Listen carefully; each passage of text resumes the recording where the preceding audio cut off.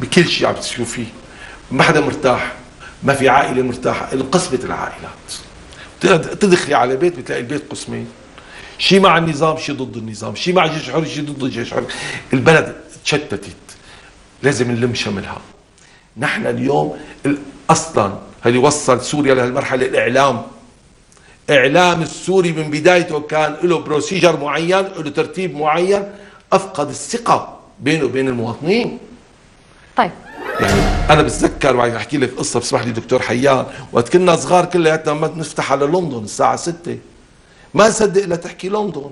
هلا لندن بتمرق شو ما بدها والعالم بتصدقها. كسبت العالم.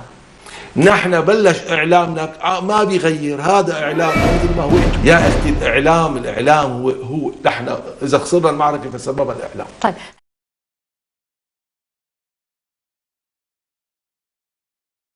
شعبنا لا كله بندس ولا كله سلفي ولا كله وهابي ولا الجيش الحر جيش عاطل ولا الجيش السوري جيش عاطل، لكن على السوريين في شيء غلط، في هناك فتنة في هذا الوطن لا النظام قادر يستوعبها ولا الطرف الثاني قادر يستوعبها. هذا رأيك ولن أدافع. نعم. من منطلق أنه هذا منبر حر سوف نعم. تتحدث على الرغم نعم. من القناعات، كل واحد لديه نعم. قناعات ربما. نعم. ولكن حضرتك هل كان الإعلام الآخر لنسميه منصفا في الحالة السورية؟ أنا أصبح المواطن السوري وأنا واحد منهم ضايع، من نصدق. نحن وقعنا بهالمشكلة. الواقع وقعنا بمشكلة. لا الواقع ما لنا شايفين مين عم يقتل مين. لا كيف ما لك نحن عم نسمع اصوات. اسمح لي الدكتور حيان،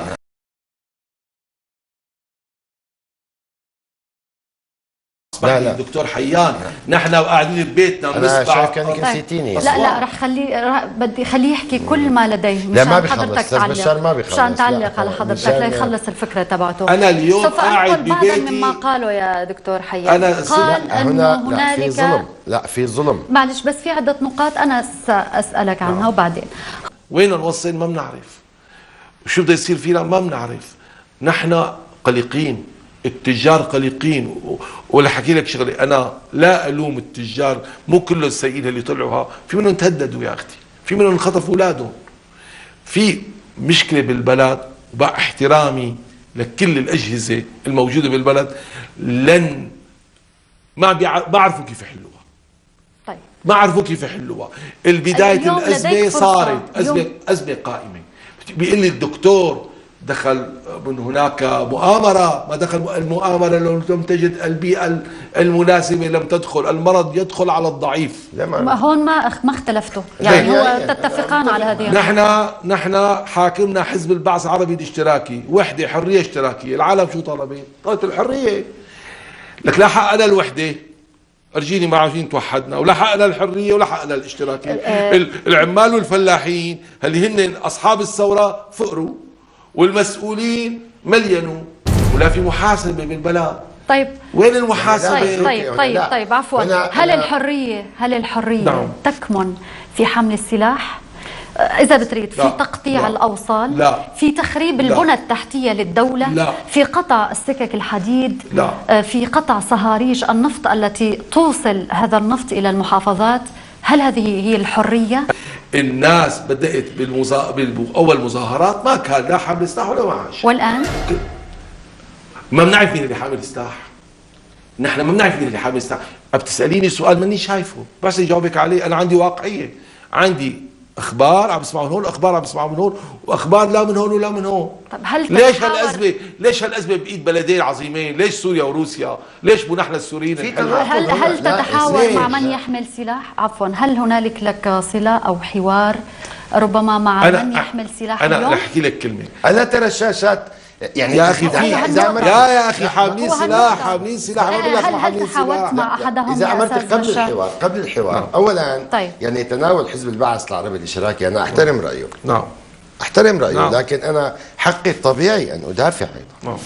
لاني مقتنع حزب البعث انجز شيء في سوريا، واعتقد ويعرف حزب البعث انجز شيء في سوريا، واعتقد ويعرف الاستاذ بشار. وتحدث عن مسؤولين وليس عن الحزب. نعم اسمح لي شوي. حزب البعث مع منطلقاته النظريه حزب عظيم، ما قلت لك مو عظيم، بس شو ساوى؟ لسنا بصدد تقييم الان. يعرف الأستاذ بشار أن حزب البعث، أن أول من أسقط نظام سيطرة حزب البعث هو إلغاء المادة الثامنة، وأعتقد السيد الرئيس الأمين القطري لحزب البعث العربي الإشراكي. لا حدا يصادر الرأي الآخر. نحن اليوم بنجي بنقول السوريين في الخارج كلهم عملاء وكلهم ما حد حدث. اسمح لي شوي، ما نكون دقيقين. يا حبيبتي من معلش. تقصد؟ السوريين المعارضة الخارجية كلها عاطلة. لا يا مثل من اسمحي لي شوي، نحن ما بدنا نحكي مثل من. اليوم استاذ هيثم مناع مقبول، فلان غير مقبول. يا اختي الكريمة كلهم سوريين، والسوريين ناس طيبين، وكلهم دارس هو وياهم الدكتور برا وبيعرفهم واصدقاء. يا اختي الكريمة كان اذا واحد قاعد ببار وسكران وحكى له كلمة على سوريا بيصعد على المطار دمشق الدولي يروح راجع فرع فلسطين. اختي اليوم بدك تبني ثقة ما بين الداخل والخارج ومحبة لتنحل الأزمة. طيب أنا أسألك سؤال مباشر يا أستاذ بشار. جميل جدا وعبرت عن رأيك ونحن نسمعك للنهاية، وأنا على طرف واحد بينك وبين الدكتور حيان.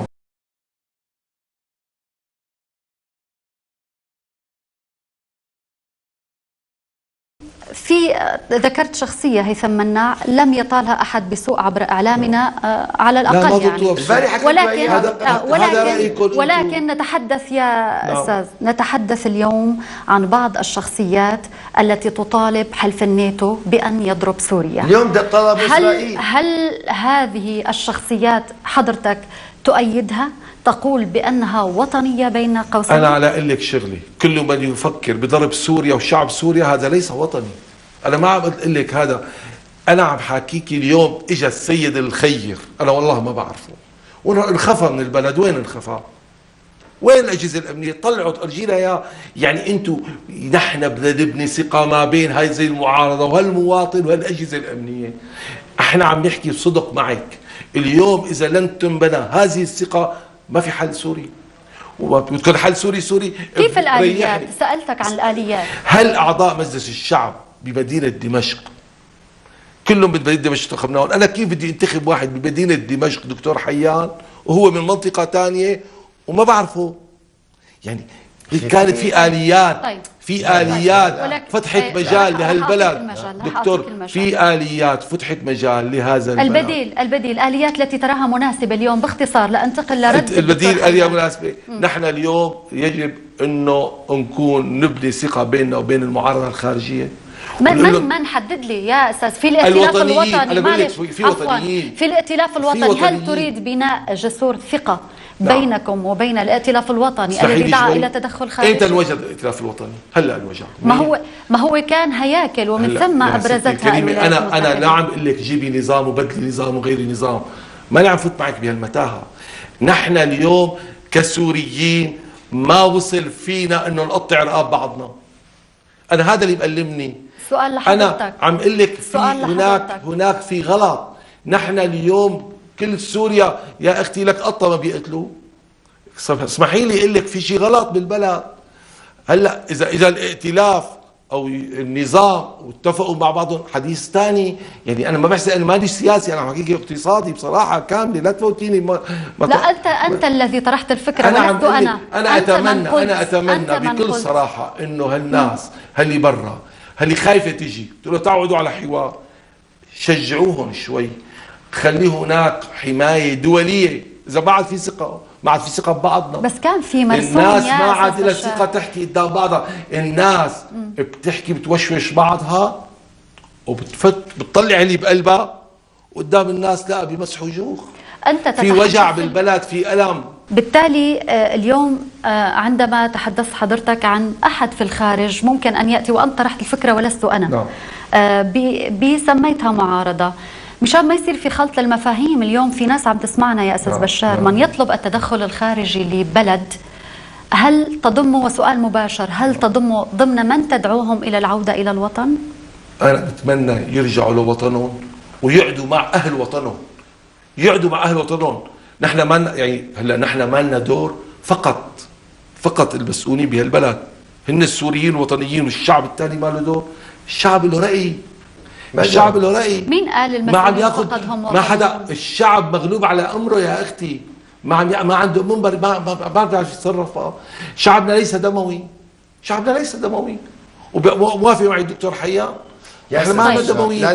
نحن عم نقول، انا عم اقول لك في غلط، في غلط بهذه الشغله، في سر ما عم نعرفه شو. في عده نقاط طرحها نعم السيد نعم. بشار. دكتور حيان، انا بعقل هادئ، يعني بحوار هادئ سارد. اولا استاذ بشار يدخل الامور كلها ببعضها البعض. انا اساله امام ضميره، هل من يدعو الى قتل السوريين تقبل انت يا استاذ بشار طبعا لا، محاورته؟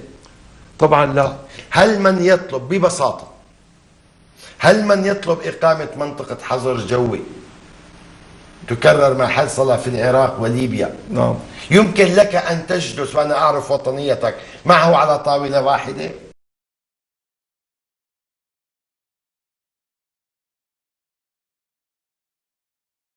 يمكن لك أن تجلس وأنا أعرف وطنيتك معه على طاولة واحدة؟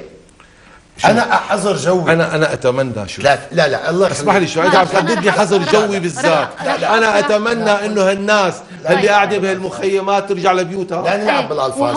لا إذا سمحت لي، هو هيك. أنا شايف بس الوقت بيقاطع مني. معلش دكتور حيان، أنا أسأل سؤال. لم تكن فعلا هذه النقطة واضحة بالمستوى المطلوب. قلت لك في ناس عم تسمعنا، فيجب توضيح هذه النقطة رجاء للأمانة الإعلامية. نحن لا نقبل نقبل أن يكون هناك دم في سوريا. يا أستاذ بشار، اليوم بتشوف، اليوم بدنا نتصالح، وبعد سنة بدنا نتصالح، بعد سنتين بدنا نتصالح، بس عم ندفع ثمن الزمن. دكتور حيان، دمرت العالم. اليوم الغلاء، الله يعين العالم، الله يعين الفقير.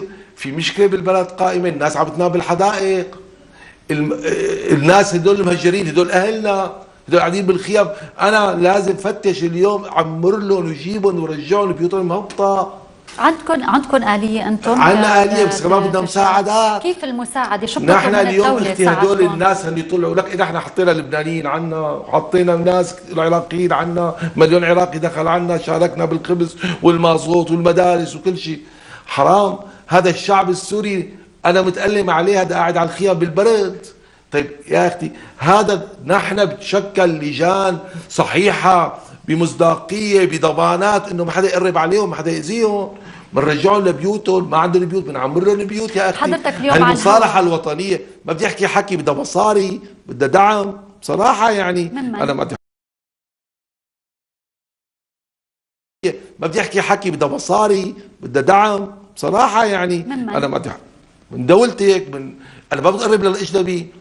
طول عمرها سوريا غنية، سوريا منا فقيرة. قال الدكتور لا قصنا قمح ولا قصنا. نحن دعينا لحوار وطني، والحوار وطني يمكن كان الدكتور معي. الحوار الوطني اللي صار بالطريق بالقبلة الشام لا يختلف ابدا عن الحوار اللي بتسمعيه بالصحافة. في دم، قلت لهم انا من اول يوم قلت لهم هناك ناس دم. اذا ما اخذك كان لازم الحوار. شوفي يا حبيبتي، في الزمن حقه مصاري، كل يوم عم تموت ناس. والله لا، وقت سفير الامريكي بليبيا انخبطت امريكا كلها مشانه. اذا طفل بامريكي بتقوم حرب عليه. نحن كل يوم رحنا 100 200 زلمه. طيب هدول مو بشر؟ هدول ما لهم اهالي؟ ان كان من الجيش العربي السوري، او كان من الجيش الحر، او كان من المواطنين العاديين اللي قاعدين البنايه بتوع البنايه كلها عليهم. نحن هذا الشيء ما فينا نخبيه، هذا الشيء صاير يا اختي. انتم بتطلعوه بالاعلام، وخطات ثانيه بتصوروا بالموبايل وبتطلعوا بالاعلام. نحن متألمين، نحن ما لنا معارضه، نحن لسنا ضد هذا النظام ومع الجيش الحر، ولسنا ضد الجيش الحر ومع هذا. نحن سوريين، هي بلدنا. اذا هذا الجيش الحر بقعد معه نحن. حاولت بهذا الاتجاه، حاولنا بهذا الاتجاه، وفي كثير سوريين مستوعبين. طلب منا يا اختي، نحن قابلنا بالجيش الحر، قابلنا ناس. شو بدكم؟ هذا اخي جيتك غالية علينا، بس عندنا هالثلاث نسوان طلعوا لنا اياهم. رحنا بعثنا لوزارة المصالحة الوطنية، ما حدا طلعهم. طيب ولكن كيف بدك يعني انا اذا كنت، كيف بدك يعني انا كون حل لمشكلة وما معي دعم؟ ما حدا برد علي. طيب ما حدا برد علي. اليوم في الرؤى، طالما الهدف الاكبر هو حقن الدماء السورية. اولا شوفي، انا يعني استاذ بشار واحترامي لرأيه، ويبدو ارتفاع نبرة صوته تزيد وضوحا، يعني أدخل الأمور في بعضها البعض، وهو كلام ميال إلى يعني كلام يعني ما بعرف خارج عن الشارع كلام. لا انا معلش يعني خلينا بس نسمع وجهة النظر. المصطلحات. انا اقول لك وليس دفاعا، لا وليشهد الله، عن الدكتور علي حيدر وزير المصالحة. هو تعرفين ويعرف الاستاذ بشار ونعرف هو رئيس حزب معارض، واعرف انه يعمل، يسمح لي الدكتور علي يعمل 18 ساعة باليوم وباب مكتبه مفتوح، واعتقد لهم تجربة انه من اتى من الجيش الحر وسلم نفسه، انتم على قناة سما والدنيا عرضتوا الضباط اللي رجعوا ليس فقط التجار الذين صمدوا، يتفق معي اكيد الاستاذ بشار، الصناعيين صمدوا والطلاب صمدوا والشعب السوري باكمله صمدوا، ولو ارادت سوريا ان تخرج مسيرات مليونيه لاخرجت. اذا توضحت الامور واصبحت الامور عند المواطن السوري تتوضح بشكل واضح تماما. الجيش ما تسماه الاستاذ بشار، انا استغرب هذا الذي يقول لك علنا وعلى شاشات التلفزة ومن قياداته العسكرية، يقول لك نحن سنرسل كتائب لعمل كذا وكذا وتدمير وتقطيع. طيب. يا أخي لتقل ما عندك. وهنا أقول جملة واحدة، إذا كان للمعارضة الحق أن تقول ما تريد، فلمعارضة المعارضة الحق أيضا أن تقول. وصندوق الاقتراع والاستفتاء هو الحكم والفيصل بين الناس. محاولات لإبداء كافة الآراء. بعد الفاصل. أنا أرفض يجي الناتو مع كل اقتراحاته. الناتو بده ضرب بيتي وبيتك وبيتك، كل العالم حدا بيعرف حدا. يا أختي ما نجر بلدنا لهذه النهر من الدماء. نحن بنقول الله يحمينا بلدنا. طيب من يرفض الحوار كيف ممكن تتعامل معه من الخارج؟ شوفي قلت لك علجت القضية بدايتها ما علجت صح، وما في الدكتور حيان وافق معي ولا بوافق. خلينا نحكي الآن. نحن اليوم بدك تشوفي أنت من المؤثر على هؤلاء الناس. اليوم روسيا مؤثرة على النظام، والصين مؤثرة على النظام، والطرف الثاني مؤثر على الطرف الثاني. كبرت المشكلة، تدولت. اليوم القوى الكبرى هن اللي مسيطرة على هالشيء. أنا متأكد إنه كل واحد يسمع كلمة الثاني بدون احترامي للجميع. نحن كسوريين والله ما عندنا مشكلة، والله بنحلها مع بعضنا. شو الشغلة؟ وين الخلاف؟ تخيل نسمع الخلاف وين؟ هلا صار في دم، صار في ألم. قل لك صراحة هذا مو سهل بيروح، العالم متأثرة. سامع كيف؟ إذا قد لا اتفق معه في لا نختلف. طيب جميل. طيب خلونا شوي في الداخل الحوار اولا الاجتماعي اللي اتفقنا عليه. ما كمل الجواب. الحوار اولا وثانيا وثالثا. اثنين، ان يكون حل سوريا، الحل سوريا من قبل السوريين، ان لا يكون هناك شيء في الغرف المظلمه وشيء في الغرف النيره. انا هذه رؤيتي لحل الاشكاليه. ثلاثه، المحافظه على السياده السوريه. السيادة السورية خط أحمر بكل مكوناتها. قولا واحدا، لأنه نحن وهذا وطننا، ما في بدخلني، في مسؤولية كاملة على كل مواطن. أنا بتمنى من الأجهزة الأمنية تريح المواطن. اليوم نحن إذا بدنا نصادر أستاذي الكريم آراء الناس، واحد كتب على الإنترنت، واحد صغير كتب على الفيسبوك، غلط أخي، غلط منيح هيك. أنا بتمنى إنه هذا نقعد معه، ما بناخده ما بنوقفه، بنقعد معه. بعثوا لنا الموقوفين اللي كانوا بالسجن بالأمن، منيح الحكي. إجا حدا طلب منا نحن كمواطنين سوريين نقعد معه نشوف شو مشاكلهم. يا أخي دول طلعوا بمظاهرات إنك توقفوا. فينا نحن كنا نفهم شو مشاكلهم، إذا عندهم بطالة نبحث لهم إياها. نحن ما عم نقوم بدور اجتماعي صحيح لوطننا. نحن ما زلنا إنه قايلين هي طريقتنا لا يمكن انه نستمر فيها، لا انا ولا انت ولا الحوار. لازم نكون شفافين مع الامن، له دور كبير. انا بحترم الامن وقت بروح بيمسك مكافحه المخدرات، وقت الامن بيقضي على بيوت الدعاره، وقت الامن بيقضي على الاستغلال. طيب. على هالاشياء. طيب. نحن معه، والامن منا وفينا، الامن منا وفينا. لو سمحت بس ما يصادر لنا طيب. آراء ولكن الناس. في هون نقطه جوهريه مشان ما تختلط المفاهيم ببعضها. أيضا العديد من الرسائل تطلب أن يكون الجيش حاملها. طبعاً. في كثير من الناس المدنيين طبعاً. ضربت منازلهم. طبعاً. في كثير ممن قتل، في كثير من فقط لأنه يؤيد هذا النظام. طبعاً يا أختي. يؤيد هذه يا أختي الدولة. الجيش وأعطيك جيشنا. مثال يا مثلا ست هلا. حارم في إدلب، كثير من الرسائل تأتينا في حارم وتقول نحن مدنيون وهنالك مسلحين يأتون إلينا ليسوا من حارم فقط لأننا لم نخرج ونحمل سلاح. هذا مواطن، ليس كلامي هذا وليس كلام صحيح أحد. يا أختي. اليوم قلت لك يوجد شيء خطأ، الخطأ ما عم نعرفه شو هو. صدقيني الجيش جيش عربي سوري لك جيشنا، لكننا نقعد 17 نيسان بعيد الجلاء نقعد بشارع فيكتوريا لنشوف الجيش العظيم بمرقوا لنا القوى الجويه، بيعرف الدكتور حيان والمغاوير، ونتفرج على الجيش السوري. لك بعيد الجلاء ما بقى في جيش سوري. لك هذا جيشنا هذا، لك هذا حامي بلدنا. انا فكرك احنا بننبسط اذا مات عسكري سوري؟ بننزعج جدا.